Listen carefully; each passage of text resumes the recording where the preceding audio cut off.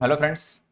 Screen पे आप thumbnail देख सकते हैं कि स्क्रीन पे हम ये वीडियो बना रहे हैं जूनियर अकाउंटेंट के कल जो रिजल्ट आया है, दो गुना की लिस्ट आई है, उसके ऊपर मुझे यहाँ आपसे बात करनी है। ये वीडियो 10 से 15 मिनट रहने वाला है और इसमें कुछ जो सवाल हैं कल रिजल्ट आने के बाद जो मन में आए, जो विद्यार्थियों के मन में भी आ रहे होंगे, उसको मैं आप सबके सामने रखना चाहता हूँ। इस वीडियो का मकसद ये है कि जो कल रिजल्ट आया है वो बहुत सारे स्टूडेंट्स के साथ साथ मेरे लिए भी पर्सनली और हमारी पूरी कम्युनिटी जो टीचिंग करती है उन सबके लिए सरप्राइजिंगली रहा है। सरप्राइज देने वाला कहूंगा या शॉकिंग रहा है, सही वर्ड तो शॉकिंग आएगा। तो इस रिजल्ट के बाद जूनियर अकाउंटेंट और टीआरए से संबंधित हमारे कुछ सवाल हैं, इसीलिए मैंने थंबनेल दिया है कि रिजल्ट का कुछ समझ नहीं आया है, ठीक है। और हमारे कुछ सवाल भी हैं जिसका जवाब अगर मिल जाए तो बहुत बढ़िया है, हालांकि मैं बहुत ज़्यादा उम्मीद नहीं करता हूं, क्योंकि ऐसा ही एक प्रकरण जब सीईटी आया था उसके अगले दिन ही मैंने जिस जिस दिन आया था उसके अगले दिन ही ये वीडियो बनाया था। बहुत ज़्यादा लोग इसको उस समय नहीं समझ पाए थे, बहुत सारे अकेडमिक्स को नहीं पता चला था, बहुत सारे स्टूडेंट्स को नहीं समझ में चला था, ठीक है। हालांकि ये थंबनेल मुझे मिला है, यहाँ पे युवाओं के साथ धोखा लिखा हुआ है, धोखा था वो, सही वाला मुझे नहीं मिला, बट जो मिला मैंने उसको एक बार लाया आप लोगों के सामने दिखाने के लिए कि सीईटी के नुकसान उस समय मैंने समझाए थे नेक्स्ट डे ही। और आज कोशिश कर रहा हूं कि एक बार मैं रिजल्ट के ऊपर वापस से बात कर लूं, क्योंकि भगवान की एक अच्छी कृपा रही है कि एनालिसिस थोड़ा ठीक हो जाता है। और एक एनालिसिस जो पूरी तरह से मुझे हिला गया, हालांकि मैंने कट ऑफ नहीं खेला था, पर एक अनुमान था पेपर को देखने के बाद। और कुछ जो खास जो स्टूडेंट साथ में जुड़े हुए थे, जो वो कभी कभार पूछ लेते थे, तो मैंने उनको एक आइडिया दिया भी था।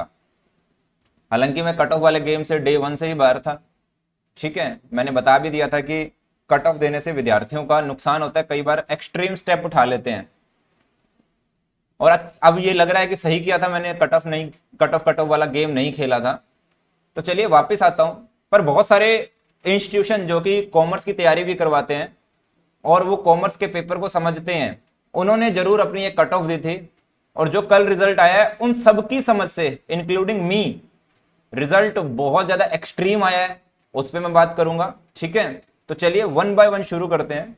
हालांकि मैं एक बात साफ कर देना चाहता हूं, इस वीडियो का मकसद बनाना यह है कि मुझे भी समझ नहीं आ रहा है, तो मेरे स्टूडेंट्स से सवाल है, मेरी अकेडमी से सवाल है कि इतनी बड़ी चूक आप और हम कैसे कर सकते हैं। विद्यार्थियों के साथ साथ हम अकेडमीज भी ये चूक कैसे कर गए कि हमें पता ही नहीं चला कि इतने धुरंधर बच्चे मार्केट में हैं जो तैयारी कर रहे हैं।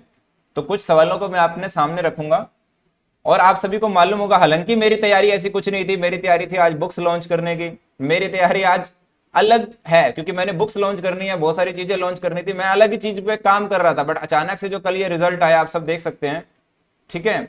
मेरी तैयारी तो आजकल वीडियोस बनाने की होती भी नहीं है, प्लेटफॉर्म के चक्कर में लगा हुआ हूं। बट ये स्थिति में मेरी अंतरात्मा ने ये मुझे कहा कि भैया आपको कोशिश करनी है, कुछ सवाल रखने हैं, शायद कुछ इंफॉर्मेशन आ जाए। अदरवाइज क्या होगा, अपने आप सोचता ही रहता मैं। तो मैं अपनी जिज्ञासा और कुछ विद्यार्थियों की जिज्ञासा को शांत करने के लिए मैं कुछ सवालों को आपके सामने रखूंगा, क्योंकि मैं तो कुछ और कर रहा था बट वो पीछे हो गया। आज फिलहाल इन चीजों पे मैं बात करने के लिए आपके सामने आ गया हूं। तो ये मेरे कुछ सवाल हैं, उन सवालों पे आऊं उससे पहले मैं कुछ जो कल आई है पीडीएफ, उसमें जो स्कोर कार्ड, ये 10,000 समथिंग बच्चों की इन्होंने एक लिस्ट निकाली है, जिसमें जो चुकाने वाली चीजें हैं पहले मैं एक बार सामने रखता हूं। मैंने कल वीडियो भी बनाया था जर्नल के लिए। मैं कह रहा हूं ना, मेरी तैयारी बिल्कुल नहीं थी, मुझे नहीं लगा था मैं इस पे टाइम लगाऊंगा भी, क्योंकि मैं किसी और चीज पे काम कर रहा था। बट ये इतना शॉकिंग था, कल मुझे एक चैनल पे बुलाया गया, यूट्यूब चैनल पे हमारे साथी टीचर्स के द्वारा, उनसे मेरे से सवाल पूछे गए। तो मैंने कहा कि भैया मेरे को ऐसा लगता है कि 45% जर्नल के लिए, अब मेरे को लग रहा है 45% जर्नल के लिए और 5 साल का अनुभव है, तो चलो मान लेते हैं कि 45 ना होके 52 हो जाता। कुछ लोगों ने 52 बताया था, 50 भी बताया हुआ था, सारे हो सकता है गलती हो जाती है, 45 की जगह 52 निकल के आ जाता, 53 निकल के आ जाता, 55 निकल के आ जाता। पर मेरी कट ऑफ जो मैंने बताई 45% जर्नल के लिए, और अब 64%, ये 576 नंबर का मतलब है 64% जर्नल के लिए। और ऐसा ही मिलता जुलता ओबीसी के लिए भी नीचे है, अगर मैं ओबीसी की देखता हूं तो 555 नंबर है, जो कि 62% के आसपास दिखते हैं। ठीक है, और SC ST की भी कोई बहुत ज्यादा नीचे नहीं है। मैं तो SC ST को मिनिमम क्राइटेरिया पे लेके चल रहा था, लगभग 40% के आसपास। ठीक है, और आपको पता होगा मिनिमम के लिए इन्होंने 40% और 5% का रिलैक्सेशन रखा हुआ है। 35% और 40% का दो ही थे इनके रिलैक्सेशन, और मिनिमम मार्क्स लेके आने थे उससे 5%। यानी कि अगर जनरल की बात करें तो 40% ओवरऑल, और हर सब्जेक्ट में 35-35 लाने जरूरी थे, जो मेरी समझ कहती है। हो सकता है मैं गलत हूं, आप लोगों को पता होगा, आप कमेंट में जरूर लिखिएगा। ठीक है, और सेम ऐसा ही था SC ST के लिए, जो रिजर्व कैटेगरी में जिसको बोलूंगा, उनके लिए 35% था ओवरऑल, तो 5% का इंडिविजुअल सब्जेक्ट वाइज उनको रिलैक्सेशन था। तो मुझे एक चीज तो ये खटकी, हो सकता है मैं गलत हूं, मैं बार बार बोल रहा हूं, मैं तो कुछ क्वेश्चन मेरे जो दिमाग में आए थे, मैं कैलकुलेटर साथ में रख लेता हूं। ठीक है, मैं तो आप लोगों से बस कुछ, क्योंकि हो सकता है मेरी समझ सीमित हो। ठीक है, तो मेरे सामने यहाँ पे कुछ, ये मैंने नहीं खोली है, अब आप मुझे बताइएगा कमेंट में। तो ये एक बार ये मार्क्स देख लीजिएगा क्या ये सही में आए हैं। ठीक है, दूसरे कुछ क्वेश्चंस हैं। फिर जब बात करते हैं डिलीट क्वेश्चंस होना, प्रश्न पत्र प्रथम में 9 क्वेश्चन डिलीट हुए हैं, इसका मुझे कोई बहुत ज्यादा अनुभव नहीं है। प्रश्न पत्र सेकंड में 14 क्वेश्चन डिलीट होना, 14 क्वेश्चन डिलीट होना कोई छोटी बात नहीं है।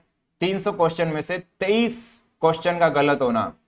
अब ये अब एक बार देखते हैं हम कि 23 क्वेश्चन अगर डिलीट होते हैं, आप ये समझ लीजिए 300 क्वेश्चन में से लगभग 7.5-8% क्वेश्चन गलत हो जाना कहां से न्यायोचित है, मुझे नहीं समझ में आता। क्या इन प्रश्नों ने समय नहीं लिया होगा? अब मैं आगे की चीजों पे आता हूं। मैंने पेपर डाउनलोड किया है साइट से। ठीक है, ये पेपर नंबर है मॉर्निंग का, पेपर नंबर 1।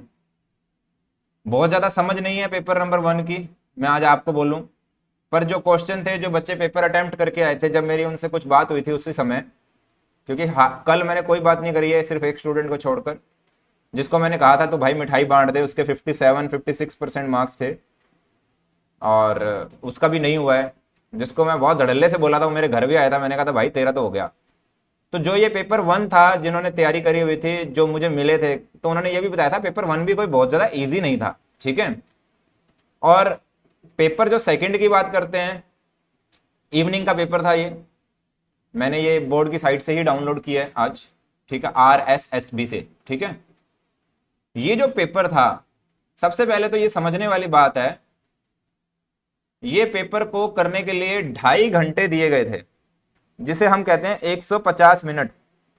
150 मिनट आपके पास हैं, 150 आपको प्रश्न करने हैं, और इसमें से भी जितना मेरा पेपर का अनुभव है, 5 से 10 मिनट तो आपके बाकी गतिविधियों में भी चले जाते हैं, वो जो इतने साइन वाइन लेने आते हैं बीच बीच में से। तो लगभग मैं मान के चलता हूं, चलो 1 मिनट में आपको एक प्रश्न करना था, पढ़ना भी था और करना भी था। ठीक है, मेरे सवाल बहुत ज्यादा मेरी समझ से परे हैं, इसीलिए मैं आप लोगों से पूछ रहा हूं। यहां पर जितने प्रश्न आए हैं, अधिकतर प्रश्नों की मैं आपसे बात कर रहा हूं। ये जो पूरा पेपर है ना, मैं क्वेश्चन नंबर 1 से पढ़ना शुरू होता हूं, ऐसे कितने बच्चे होंगे, मैं खुद पे भी, अगर मैं ये सोच रहा हूं कि अगर मैं होता तो मैं कैसे करता इसको, क्या मैं भी कर पाता ऐसे?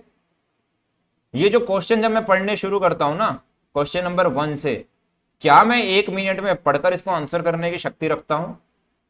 एवरेज की बात कर रहा हूं। ठीक है, उसको पढ़ना, और जो क्वेश्चन का बनाए हैं इन्होंने, मतलब मैं खुश था जिस दिन पेपर आया था, मैंने लिखा भी था कि पेपर हो तो ऐसा हो। जो ये प्रश्न पूछे गए हैं, ये प्रश्न क्या ऐसे थे कि आंख बंद करके 30-30 सेकंड में आंसर देने जाओ, क्योंकि कई क्वेश्चन तो ऐसे हैं जो 4-4 मिनट में भी नहीं होने वाले। आपने गलत क्वेश्चन भी दिए, उन्होंने भी समय खाया होगा, उन्होंने भी बच्चे को लेके बैठा होगा। वो जब आप 14 क्वेश्चन डिलीट करते हैं, इसका मतलब वो क्वेश्चनों ने बच्चों का समय, उन प्रश्नों ने बच्चों का समय लिया होगा, क्योंकि जब सीधा क्वेश्चन सही क्वेश्चन होता है तब समय ले रहा है, तो गलत क्वेश्चन तो बच्चे को वैसे भी बिठा के रखेगा। तो क्या मुझे कोई ये बता सकता है, अब मेरे प्रश्न है इन सवालों से, मैंने अपनी पहले भूमिका बांध दी कि पेपर ऐसा नहीं था, कोई भी प्रश्न उठा के देखिए आप, वो अच्छा खासा टाइम लेने वाला था। ठीक है, अच्छे खासा टाइम लेने वाले, और ये लिस्ट ये जो मैचिंग वाले क्वेश्चन होते हैं, ये तो वैसे भी आपको चेक करने पड़ते हैं ढंग से। ठीक है, जरूर मैं मानता हूं कोई एक सिरा मिल जाए तो आप कर सकते हो, पर आपको चेक तो करना ही है। तो ये जितने लंबे प्रश्न थे ना, और अब मैं आता हूं अपने प्रश्नों की तरफ से। ठीक है, ये मैंने सारी भूमिका बांधी, सारी बातें रखी। कट ऑफ इतनी ज्यादा कैसे हो गई, क्यों कैसे पूछ रहा हूं मैं आपको, जब आप बात करते हैं मेरे पास जनरल की कट ऑफ की बात कर लेते हैं, और सभी में ऐसे ही बात है। जब आप मुझसे कहते हैं कि 64% पे अभी 2 गुना की लिस्ट है, तो 1 गुना की लिस्ट के लिए मैं 3-4% तो और जोड़ दूं। यानी कि आप मुझसे कह रहे हैं 68% के आसपास जाएगी आपकी कट ऑफ, 3% जोड़ देता हूँ, 2.5% जोड़ देता हूँ, जितने मर्जी जुड़वा लो। हालांकि मैं तो 64 से शुरू भी नहीं करना चाहता था। ठीक है, तो क्या इतनी कट ऑफ जानी चाहिए थी? ठीक है, और बात करते हैं, टॉपर कितने नंबर वाला गया होगा?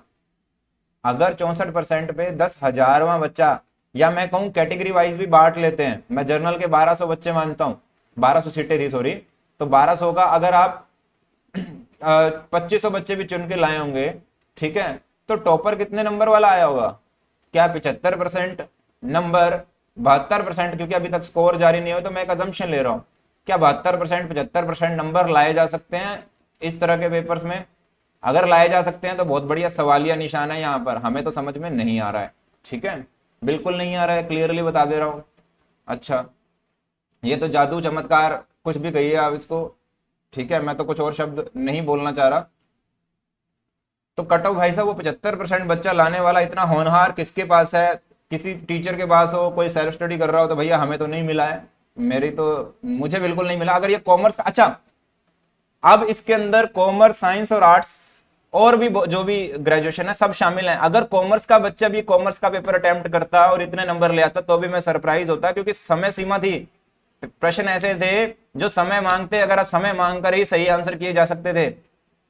तो ये जादू कैसे हुआ?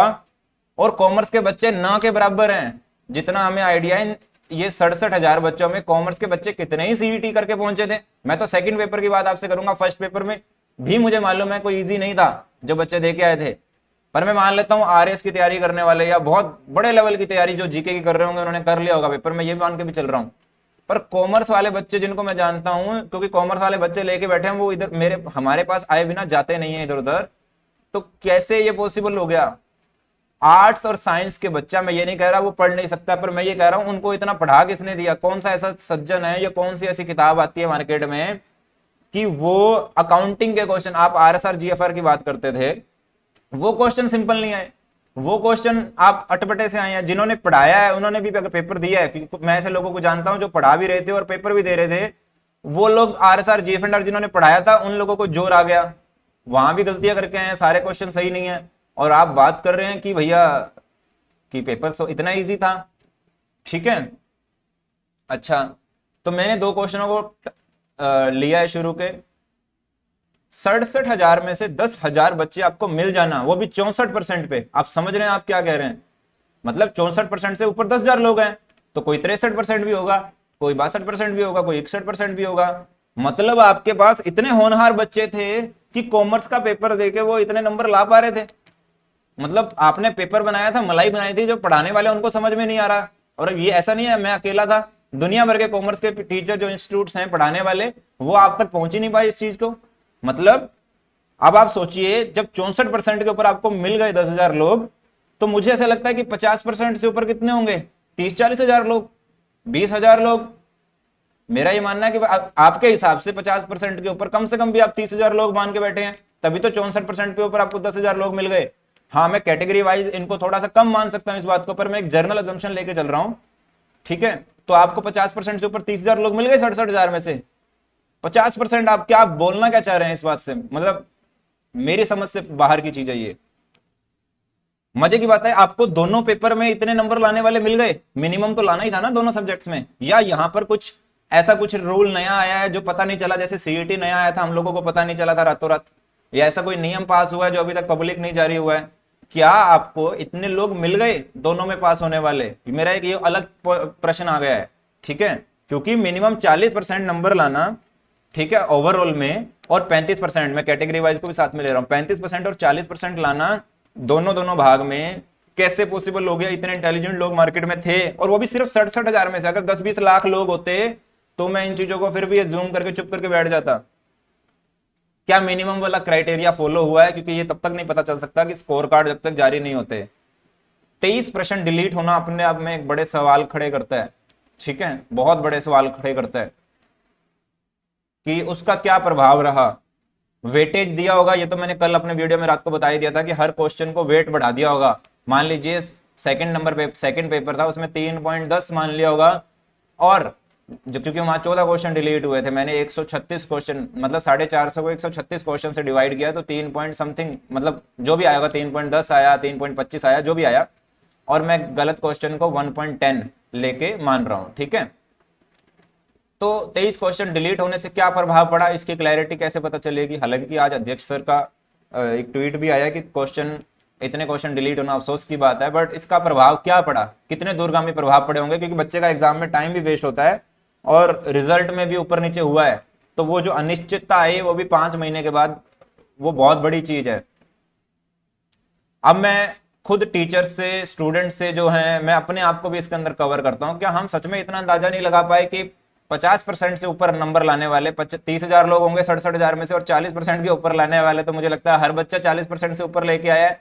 ये तो भैया मतलब मैं इस मतलब कहते हैं ना कि दिमाग को हिलाने वाली चीज है, क्योंकि 64% बच्चा लाके भी अगर 10,000 के लास्ट पायदान पे खड़ा है, तो इसका मतलब 40% से ऊपर ही आ गया मैक्सिमम बच्चे। कॉमर्स का पेपर अगर मैं बात करूं तो नहीं समझ में आता ये चीज, ठीक है। क्या सिर्फ सेकंड पेपर हार्ड था, मैं इसके ऊपर बात कर चुका हूं। फर्स्ट पेपर भी इतना इजी नहीं था कि आपको हम ये भी सोच लें कि नहीं नहीं सेकंड में तो सिर्फ मिनिमम वाले आए होंगे, जो सारे के सारे 10,000 बच्चे हैं वो सेकंड के तो मिनिमम ले आए, जो 35 चाहिए थे, जो 40 चाहिए थे, ठीक है, और 30 चाहिए थे, वट जो भी थे, और क्या कहते हैं बाकी जो बच्चे थे, मतलब वो फर्स्ट पेपर में नंबर कवर कर गए, तभी मेरिट इतनी उठ गई।